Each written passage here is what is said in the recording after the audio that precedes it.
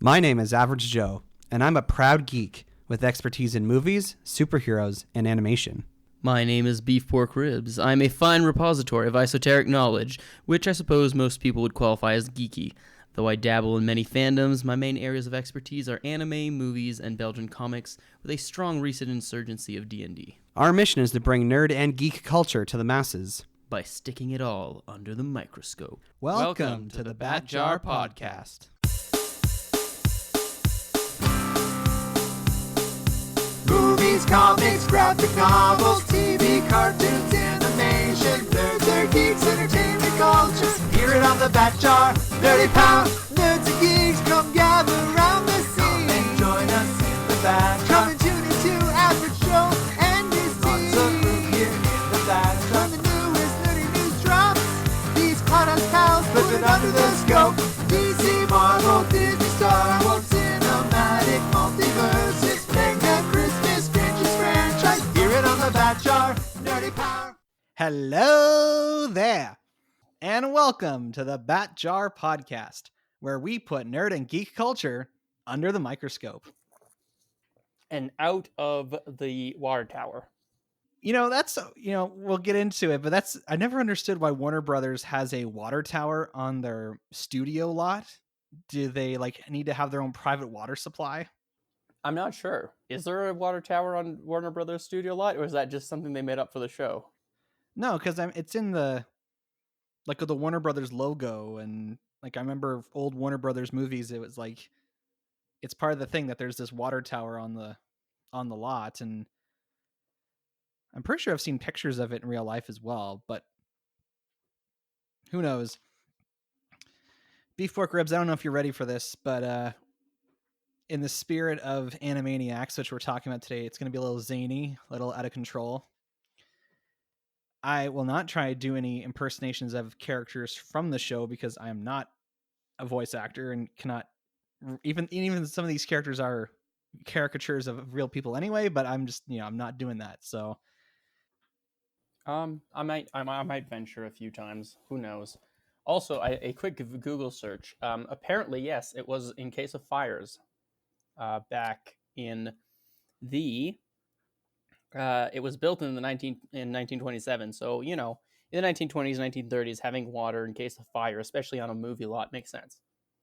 Oh, there you Lots go. of sets, look at that. Flammable stuff, sawdust. Yeah, we really should have made a song out of that, because I feel like that's the kind of thing they would do on the Animaniacs. They would do a song to teach us something. But having said that, this episode, I don't even know how this got in the Bat Jar. Did you suggest this? It is altogether possible. I do love Animaniacs, but I think it was somebody who asked us questions about it, or it might have been Ben the Movie Buff. I'm not certain. I feel like there was actually somebody who asked it. Otherwise, it was probably me. I love the show, and I like talking about it, so I'm glad we're doing this. There you go. Well, let's just get right into it then. Secret Origin segment. Beef Pork Ribs. How were you first introduced to the Animaniacs? So there's kind of two things that kind of go hand in hand. One of them was Pinky and the Brain having their own spot on Teletoon Retro when I was nearing the end of high school. And then that led me to, after my first year of university, I still didn't have a job. And so I had a lot of free time, and somebody had put basically all of Animaniacs on YouTube at that point. And that's, I watched all of Animaniacs and Freakazoid in quick successions and kind of fell in love with the show. And I now have all of Animaniacs on DVD, and I've watched it a couple of times since. So let me get this straight. Not only were you introduced to Pinky and the Brain first, but you also did not watch the show as a child.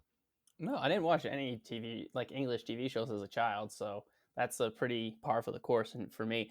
But also, I'm not that old, man. I wouldn't have watched Animaniacs as a kid. Well, yeah, it's funny you say that, because Animaniacs originally aired between 1993 and 1998. So when it started, I would have only been a few years old.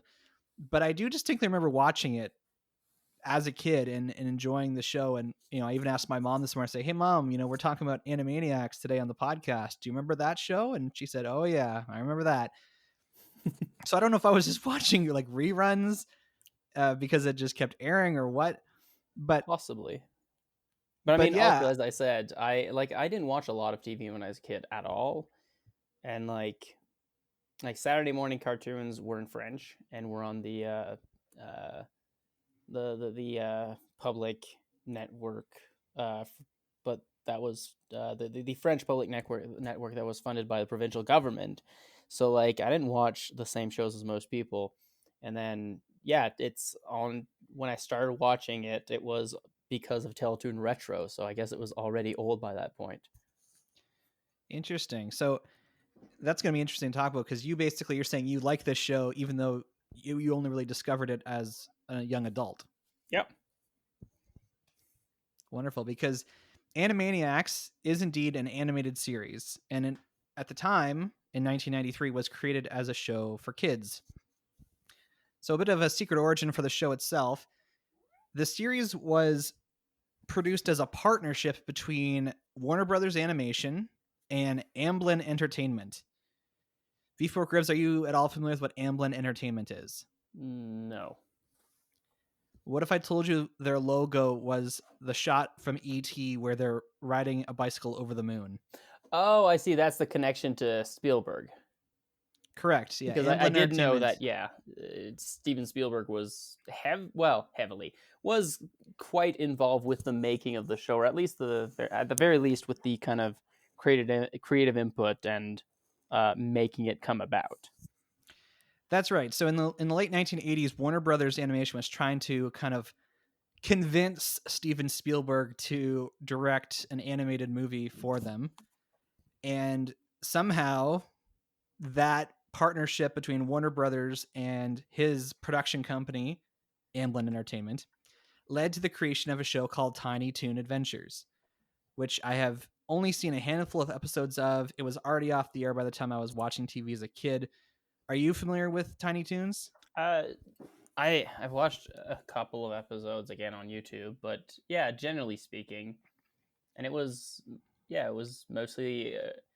I think Tiny Toons. I don't want to go too much into it because I haven't seen that much of it, but I feel like it was kind of an important step because it was kind of in the tradition somewhat of Merry Melodies and Looney Tunes, and kind of like taking that kind of a cartoon, but with different characters and the younger characters.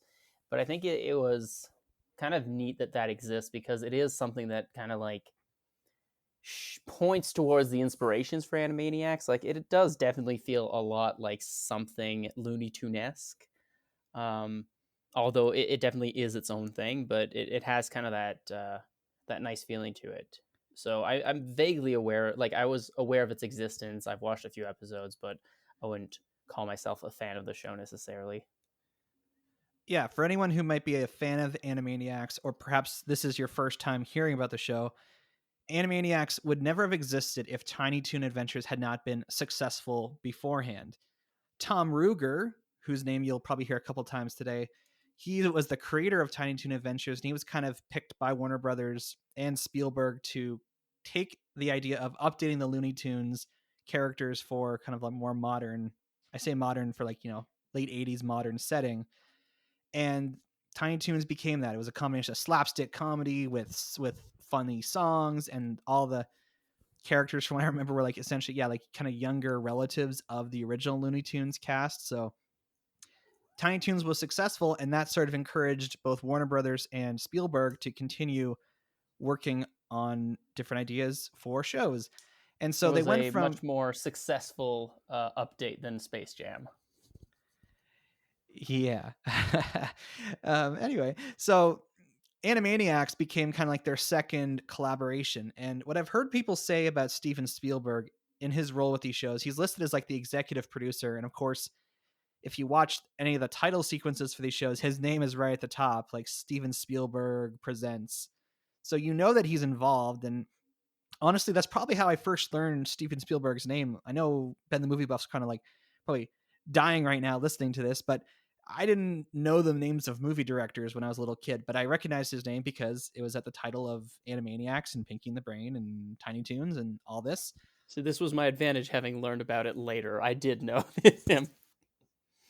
Yeah, so hearing that he was involved as an adult, did that make you more interested, or did it give you confidence that it would be worthwhile? Somewhat.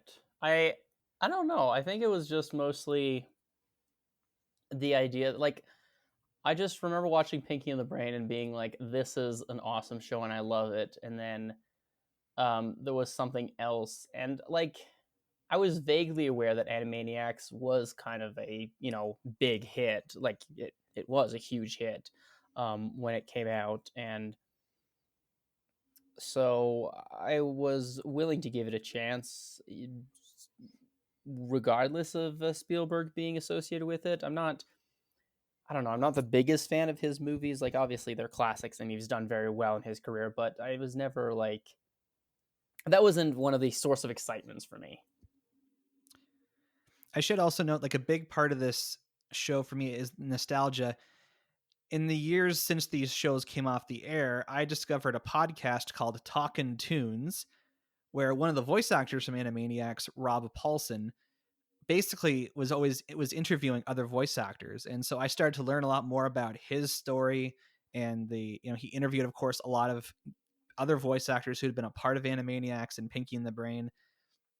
In fact, I actually got to see Rob Paulsen in person in 2016 when I went to the Fan Expo in Toronto. And he was there with Maurice LaMarche, who is the Brain, like he's the voice of the Brain from Pinky and the Brain. And Rob Paulsen was both one of the Warner siblings, Yakko, and Pinky of Pinky and the Brain. So, as well as Dr. Scratch and Sniff and a few others. Yes, yeah, he played several characters on the show, but which I suppose most voice actors for that show had to do. Yeah. So I think my fondness towards the show has been endeared in the years since, because I've gotten attached to Rob Paulsen's work outside of his voice acting through his podcasting. And he has a book that he's written that I'm going to mention a little later as well.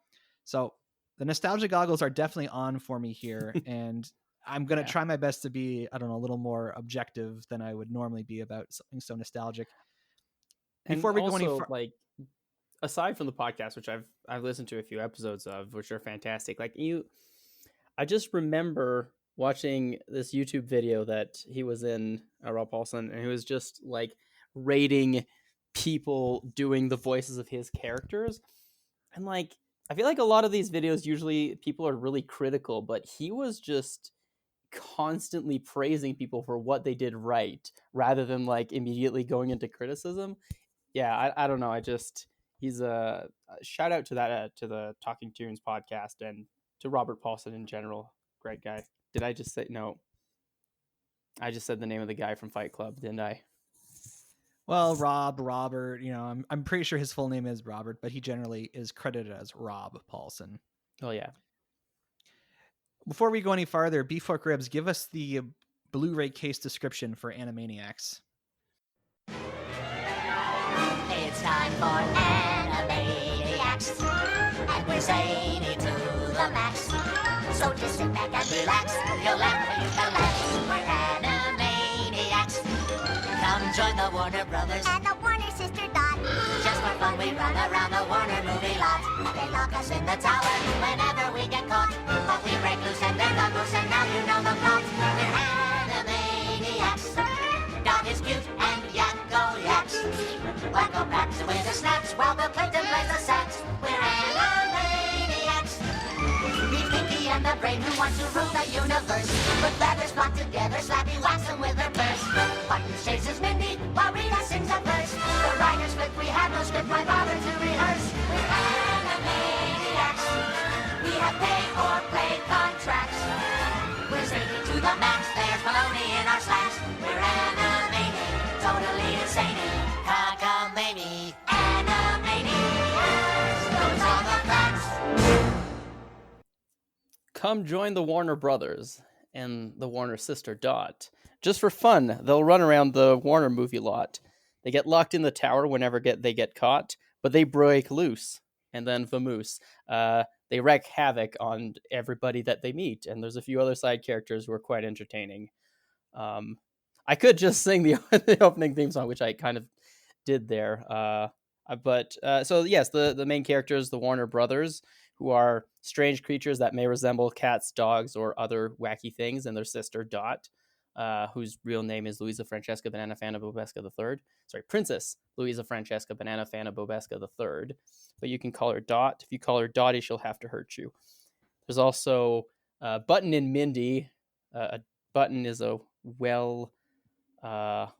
well-meaning dog who ends up getting into a lot of trouble trying to keep the toddler Mindy out of trouble. There's the Goodfeathers, who are, caricatures of the Goodfellas and, kind of famous mob movie actors if they were pigeons. There's Slappy the Squirrel, who's a kind of washed-up Hollywood actress, but in animation, and very vindictive and very old-style cartoony. There's Chicken Boo, who's a chicken who pretends to be a human, and he always gets found out. There's I mean, the first season has the cat who is voiced by like a Broadway superstar, and they had to like scale back her appearances because I guess hiring a Broadway actress to play a cat that sings is really expensive. And yet they did keep Rita and Runt. Rita is the singing cat and Runt, but they did still manage to fit her into later seasons a little bit, just not as much because, for price reasons and the fact that her schedule was a lot busier than your average voice actor who just does that. Yeah, you're absolutely right. Like if you listen to the introduction, the opening theme song for Animaniacs, it kind of tells you so much about the show. It kind of gives you a brief rundown of who the Warner siblings are and what their gimmick is. It kind of briefly introduces all the different characters that appear in the different segments. And it kind of tells you about the show. It's got like fast-paced comedy. It's got music. It's got lyrics that are very clever. Like the theme song makes reference to pay or play contracts, which, of course, as a kid, I had no idea what those were. But for anyone who doesn't know, and I have learned this in the years since then, a pay or play contract is a contract that an actor will sign for a project, which basically says even if they don't end up doing the movie, either because they choose to back out or because the studio picks somebody else, they will still get paid for it.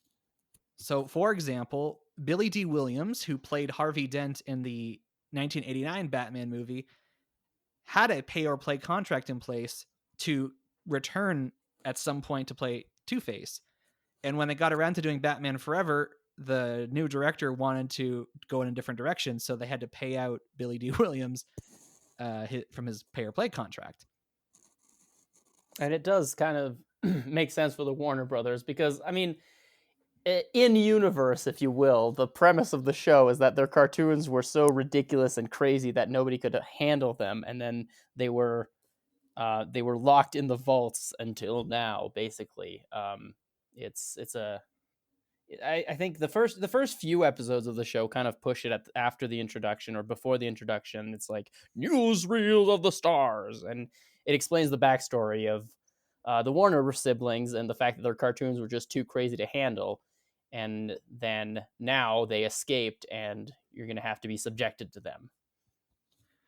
So Animaniacs was probably the first show I can really think of that was, and for all intents and purposes, a variety show. Like there wasn't just one half-hour storyline you followed with the same set of characters. You had essentially different vignettes, which I know is in line with like classic Looney Tunes stuff, but that's not what I was growing up with. And I didn't watch like variety, shows that live action performers put on.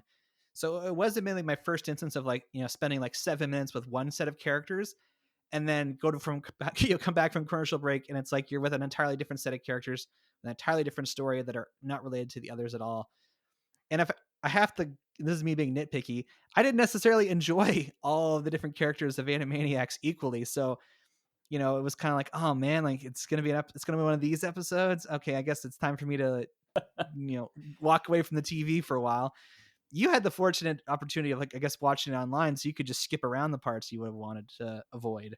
I never did though. I don't know. I think that it is one of the great strengths of Animaniacs is that I didn't like. Yes, there are some that I preferred to others. I preferred episodes with Pinky and the Brain, and maybe longer Warner siblings, and less songs. But I can't think of a character I dislike. Like I know there are some people that feel very strongly that Chicken Boo is a waste of time as the cartoon, and disagree, and or that. But I did enjoy that. Like you just occasionally will have like even more so than Looney Tunes, which was the Merry Melodies. It was a few shorter clips. This would have like literally like to pad the runtime the Wheel of Morality. Imagine Animaniacs without the Wheel of Morality. It'd be so totally different. Or without Good Idea, Bad Idea, which Oh, I I love Good just Idea, like. Bad The Good Idea. Idea, Like, Bad Idea is just great. And you couldn't have those things if it wasn't kind of a variety show. And I do like that aspect of it. And I think it's also what pushed them to, have Rita voiced by a real singer, like a professional singer, as opposed to a voice actor singing. Not that, the voice actors did a bad job while they were singing. Most of them do very well, but like I think that was kind of the part of it. I think my least favorite segment might be the hipster hippos, but even there I feel like it's so funny that like hipstering, that's not a verb, but I'm making it a verb, has kind of made a strong return. And that, yeah, no, it's a different type of hipster, but they definitely still have something there that is still um is still relevant and still funny. no, I'll agree. It definitely made the show unique and it made it stand out, and it helps kind of like cement its place in history, because even though Tiny Toons had come before and had done something similar, Animaniacs was just incredibly more popular, and it's more remembered for being successful and having this variety of different characters. I just remember as a kid just not being as interested in a lot of the characters. So like I enjoyed Slappy Squirrel. I enjoyed Pinky and the Brain. I did not care about the dog chasing little girl around, or the cat and that was singing, or Then again, even you the Good probably weren't Feathers. aware that they were doing like parodies of famous Broadway musical, right? Like Les Miséranimals, and you know things that you wouldn't catch as much as a kid, but you might still find, oh, it's a dog and a cat, entertaining. Yeah, I'm realizing as I'm getting older that characters that just either make really dumb decisions or are there just there to kind of like make others people's lives miserable do not entertain me. So like I really don't like Gina on Brooklyn Nine-Nine, because in my mind she's just there to make everyone else's life more frustrating. I'm just like, you stress me out by your very existence. So even the Warner siblings, as funny as they are and as clever as they are and as witty as they are, they're just making other people's lives difficult.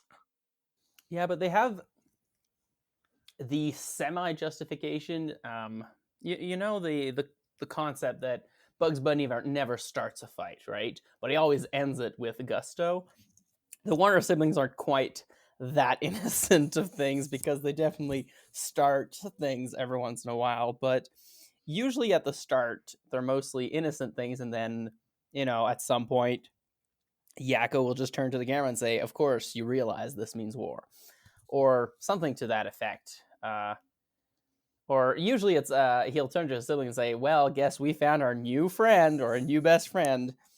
And it's smothering them with the most annoying friendship possible, but it works. The other thing, before I forget, I think about the variety show aspect, there's two things. One of them is, I think it's also one of the reasons why Freakazoid did not do as well.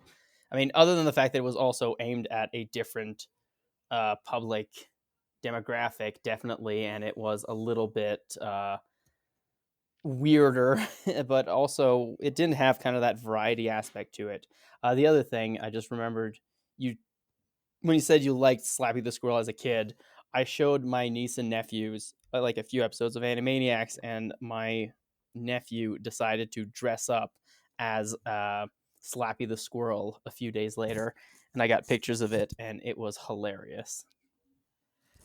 Yeah, it's kind of funny how, I mean, naturally, I guess if you have a show with so many characters and they each get their own little spot in the focus, naturally you're going to gravitate to some more than others. And unfortunately, yeah, like growing up in the 90s, you couldn't DVRing wasn't a thing, so you had to kind of just sit through it and watch all the segments that weren't as interesting to you. But you're saying, it's all good enough that as an adult you didn't feel the need to skip through anything. Yeah, but I think also some of that might have to do with, as an adult, like, there's a lot of there are so many meta jokes about movies and about TV shows and about actors that would have gone completely over my head if I'd watched it as a kid. Even just like the pleasure I derive from watching the Good Feathers segment is mostly about, Joe Pesci's equivalent pigeon being spot on and just super entertaining as a caricature of Joe Pesci in, whichever gangster movie you want to pick him from. He's done enough. But as a kid, it probably wouldn't have been as entertaining. Same thing with the God Pigeon. I mean, it's hilarious caricature of Marlon Brando's Godfather, but having never had I hadn't seen The Godfather as a kid, so I don't think I would have found it as funny. Yeah, I think the only joke I got as a kid, I remember there's one episode where the security guard is at the gate and you see the Batmobile kind of on its way out, and like little thing that comes down to block cars from leaving is down, and the guard's like, okay, have a good day, Mr. Keaton, and the thing pops up and the Batmobile drives off. And at that point, I think I'd probably seen the first Batman and knew that Michael Keaton played Batman. So it's like, ha ha ha, like Michael Keaton is Batman. He has to drive off the lot with the Batmobile. That's funny. But there are a lot of those jokes in Animaniacs. Yeah, and of course, like, I guess, and that's what I think what makes this show unique and why it really doesn't have well, I mean, I think it has some contemporaries like that exist now, but it's a show that kids can sit down and watch and find hilarious and enjoy, but their parents can sit down and enjoy it in some of the same ways, but on an entirely different level, because like you say, there's so many pop culture references and clever wordplay jokes, and there's some adult jokes here that go right over kids' heads, and I'm kind of shocked. Some of them, I watched a list on YouTube yesterday of like top 10 dirty jokes in Animaniacs, and I was like, I can't believe some of this stuff got to go on the air. I mean, you just had to just listen for every time Yakko said "Mwah! Good night, everybody." But also, I mean, I think it is telling that I just remember that one Wheel of Mythicality point that a segment that I'll never forget it. It's like, it starts with the typical, it's that time again. And I think either Dot or Wakko says, I think it's Wakko who says, time's to make the Fox censors cry. And I think that was like very telling of the show. Not only that they were able to put that in, but that they were, they knew they were pushing the limit of what they could get away with, and they did it very well. And I think that's also one of the strengths of the show is that despite the fact that it has a lot of topical humor, it still works. Even when you don't fully catch all the jokes, the show entirely still works as a show. Yeah, I mean, like, the first version of the intro references the fact that Bill Clinton plays the saxophone, which is like, as a kid, I had no idea who Bill Clinton was. To me, it was just some guy who played the saxophone, but to Americans, I'm sure that was hilarious. Yeah. And I think, and I really like, just while we're talking about like kind of the appeal of the show, one of the things that I like about it is kind of how it reprises in some way the Merry Melodies tradition of having classical songs either set into the show or just parodied sometimes, which they did probably a lot more than Looney Tunes did. But having like kind of more classical music in the show, because it's again one of those things. If the music matches well with the animation and it's funny, kids will like it, but parents will also, kind of appreciate and recognize some of the musical cues and be like, that's cool. Well, yeah, the music is one of the things that people will always remember this show for. Like, the songs are just iconic, and a lot of them are funny. And as you said, a lot of them, I didn't know this until yesterday, but a lot of them repurpose older music. So, for example, there's a song at one point that's like a ballad about the Portuguese explorer Magellan, and they like borrow this Irish, like classic Irish song's kind of melody to write it to, and I'm like, who would ever think to write a song for a kids show about a Portuguese explorer while using Irish music to kind of like, it just seems like things that would not go together. Yeah, and I think that's kind of the beauty of it, because a lot of the songs, even though they're wacky and crazy, do come from other places, and so you can recognize them and be like, ah, that's cool. Or they'll reuse the same melody for a few of their songs because they got lazy, but you don't notice it as much.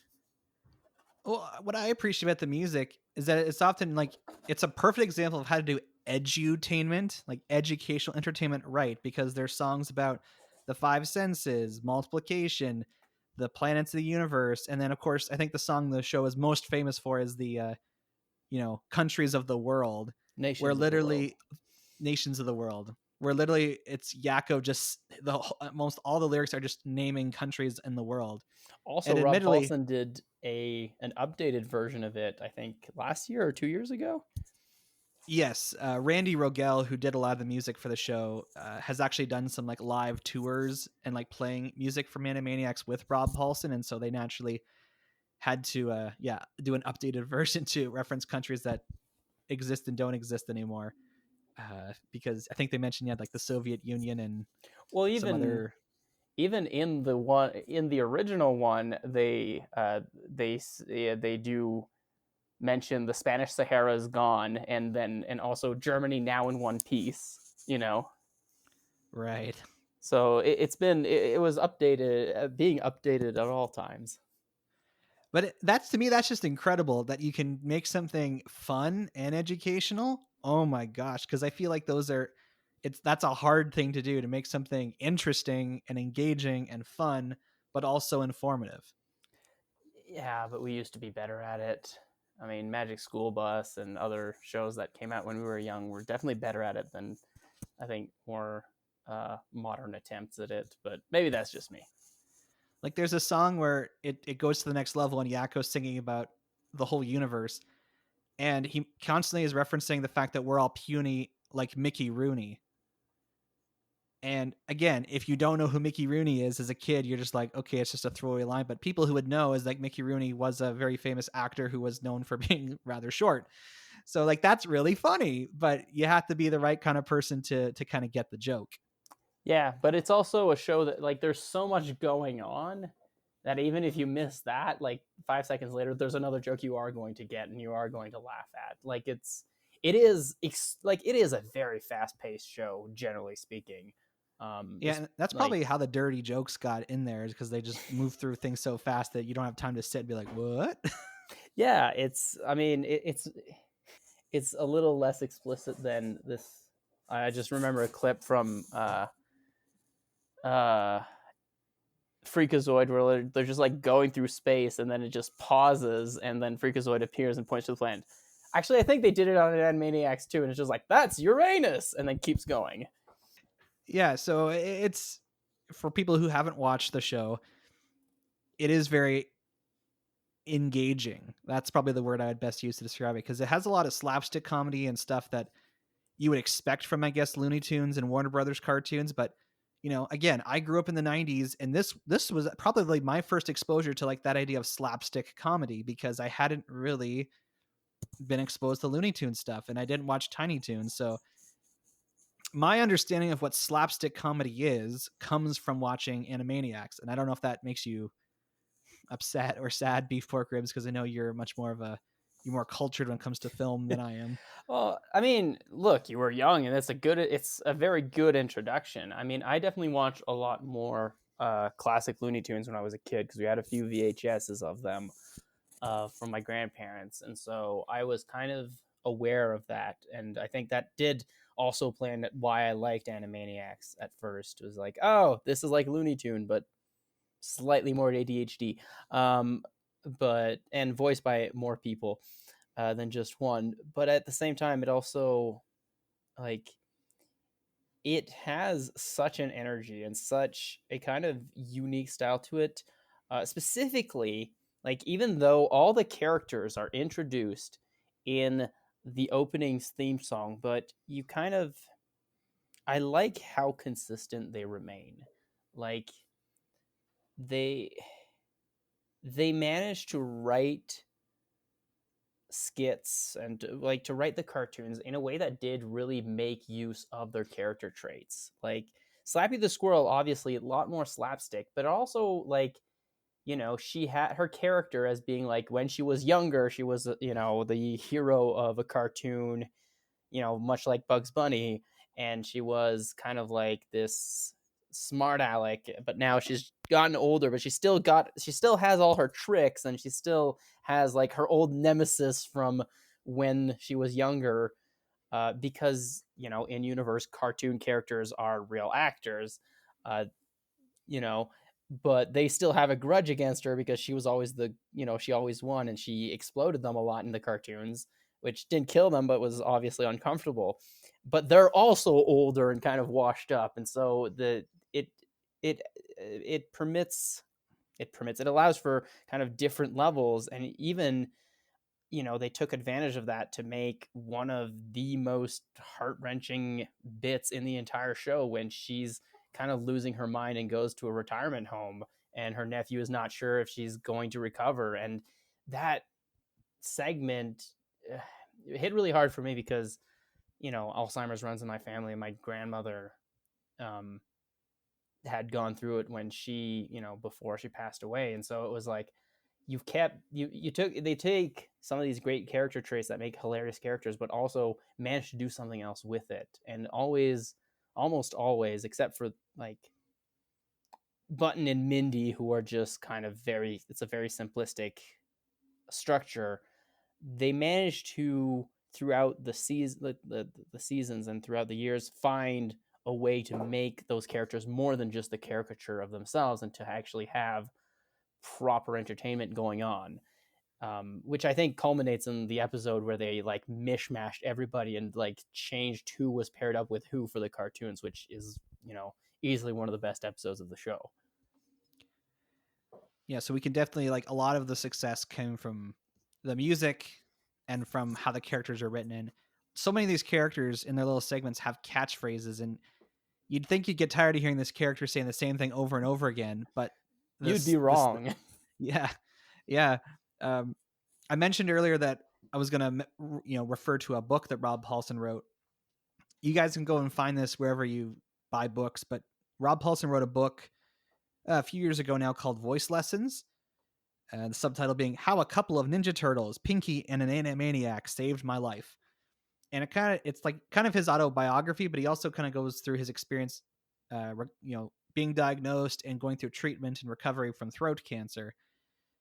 But there's I just want to read a little section here that kind of references the impact of Animaniacs. So this, he's describing a story where they are doing one of their live performances of the songs from Animaniacs. And he has, in the context of this little anecdote, he's just finished performing a version of Nations of the World for people. And this is where the quoting of the book begins. One woman in the front row, whom I can only describe as Patti LaBelle dressed as a Klingon, with a gold lame getup and what looked like a pie tin on her head, stood up and asked, I have a question for you, Mr. Paulsen. That country song, was that you? Yes, ma'am, I said. Did you improvise that song? I looked at everyone to my left and right. They raised their eyebrows, then chuckled. Smart ass that I am, I said, yes, I did in fact improvise the entire song. I got it on the first take. Then I improvised a song about everybody who plays Major League Baseball in alphabetical order. She looked confused. I said, I'm good, but I'm not that good. Her question spoke to the genius of Tom Ruegger and the other creators who pulled off an amazing feat with Animaniacs. The gags and comedy bits and music tumbled out in a loose, spontaneous fashion that belied years of meticulous work and planning by an international team. So many people asked if we improvised the whole show that Randy now jokes, we tried that, but the animators couldn't keep up. kind of a silly question, but I don't know. It's but it does actually, you're right. It does speak to not just how well the show was constructed, but also how random it was at times. Yeah, that's so crazy to think that a show can appear to be so spontaneous and like disjointed that you would almost feel like they're kind of ad-libbing it. Now, for all the positive things I'll say about Animaniacs, admittedly, Pinky and the Brain were my favorite characters, and so when they got their own spin-off series, I became much more enamored with that than the mainline Animaniacs because I found the Warner siblings distracting, and I didn't care as much about a lot of the other characters. So it was kind of like the best of all worlds for me to have a whole show about like my favorite characters. So I definitely didn't like follow Animaniacs all the way till its conclusion. I kind of shifted over to watching Pinky and the Brain, and I don't know, like their whole gimmick, of course, is that Brain is this evil genius who wants to take over the world, and Pinky is this kind of like goofball, goofy type who's just sort of along for the ride. And you'd think a show about them just coming up with different ways to take over the world would get kind of dull, but for as a kid, for me, it never got old. No, and I think again, they were really good at figuring out what can we do slightly differently. Like, having originality within a formula. It takes a lot of hard work, and especially to keep it going to that degree. Um, but I think, and yeah, I also very much appreciate Pinky and the Brain, but I find that I liked it better before I watched Animaniacs. And then afterwards I was like, this is good, but I wish there was more in there. And maybe that's just me. But like, I didn't think it was actually the best of both worlds, and I wouldn't really want to have like I wouldn't watch a TV show that was just any one character from Animaniacs, I think, anymore. Like I'd want to, like, obviously I would watch Pinky and the Brain, but I wouldn't probably watch the whole thing, like the whole series through, like binge it. Whereas I could see myself binging through Animaniacs again, just because you get that variety, you get that originality, and you get a lot of really strange but very original moments together. And it does weave kind of effortlessly into, sometimes being thematic, sometimes not at all, and the retelling of old stories in a similar fashion to Looney Tunes. I just like, obviously no show is a perfect show. There are some episodes that are better than others and some that are weaker and stronger, but I don't think that I've ever found myself watching an episode of Animaniacs and being like, I want to pass to the next thing.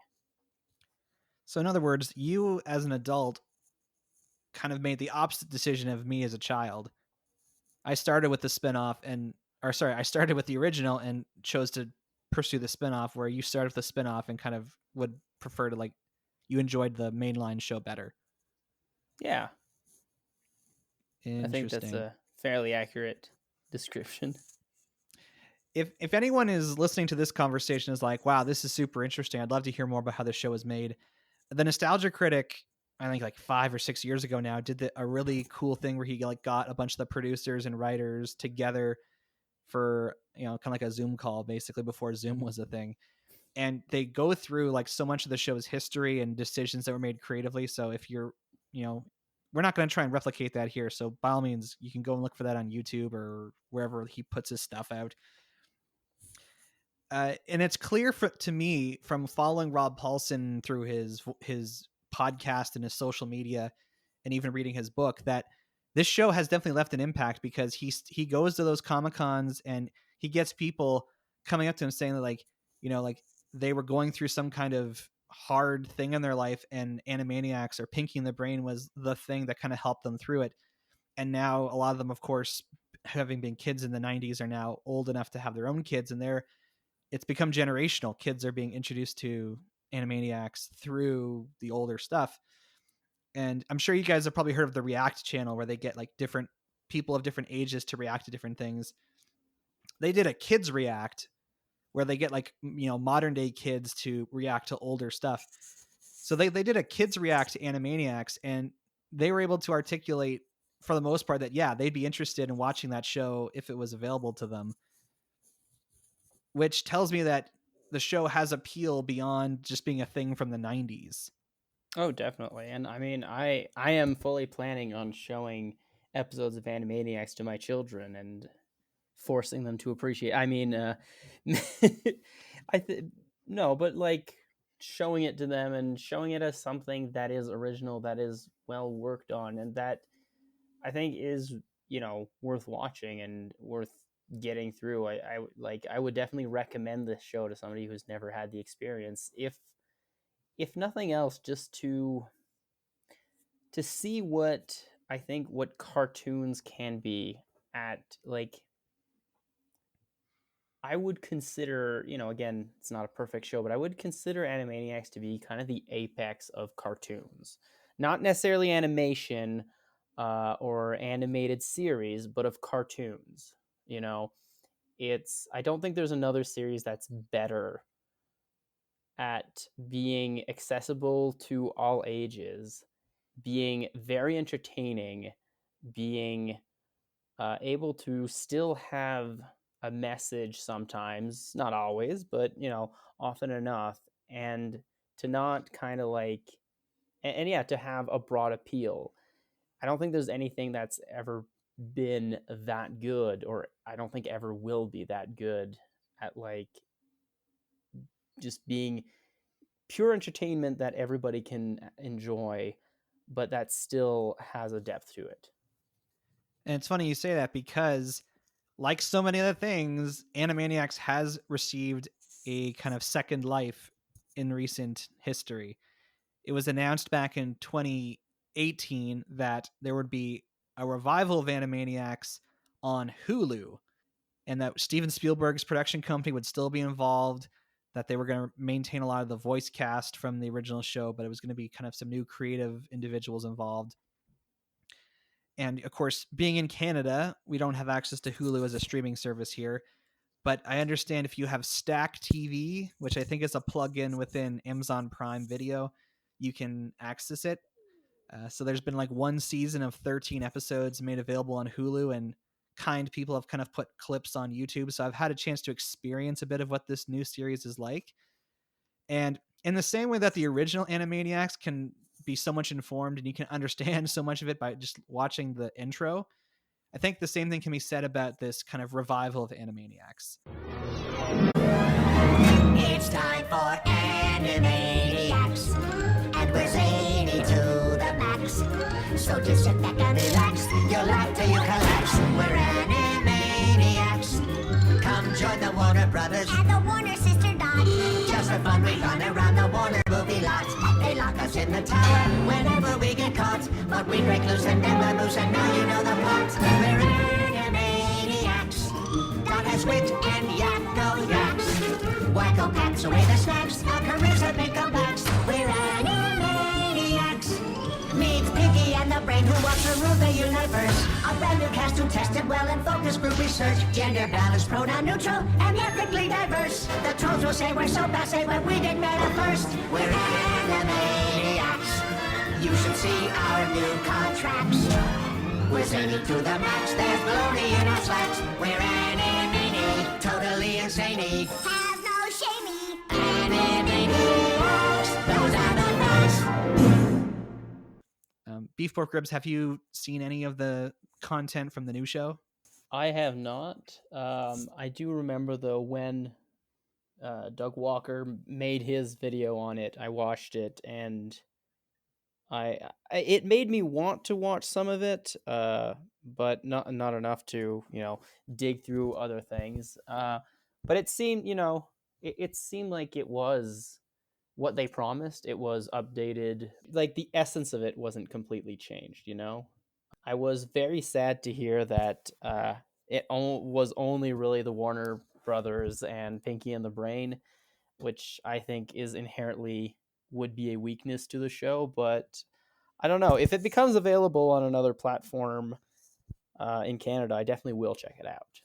Yeah, you would think that like me being the guy who didn't enjoy the variety show or didn't enjoy as many of the other characters, I would be more excited for them to be focusing on exclusively the Warners and Pinky and the Brain. But I don't know. To me, like I feel like you're definitely missing something by not bringing more of the original characters back.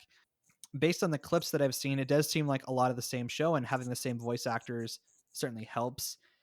There's certainly a lot more kind of meta commentary on like the world we live in today. I mean, the intro kind of makes point of referring to that. And Doug Walker, as you mentioned in his video, he kind of talks about how the show seemingly has more political overtones than it originally did. And I've definitely seen some of that, and I would agree that even though the original show would often like poke fun at things, it didn't feel like it was kind of promoting a certain perspective on anything, whereas this new series kind of does that a bit. The showrunner for this new show worked for a long time on Family Guy, and so I can't help but wonder if he's just sort of bringing over his kind of, because Family Guy does that. Like Seth MacFarlane, who is the creator of all those shows, has a very strong perspective that he kind of reinforces through his shows, and so perhaps Wellesley Wild, who's the showrunner for this new Animaniacs, is just sort of applying a portion of that kind of mentality to the work. But the reaction for the most part seems to have been positive, and there's a second season coming, and I'm sure if that does well, they'll do more. And maybe Yeah. we'll get more of the characters as it improves. I don't know. It's still within the realm of possibility, I'm sure.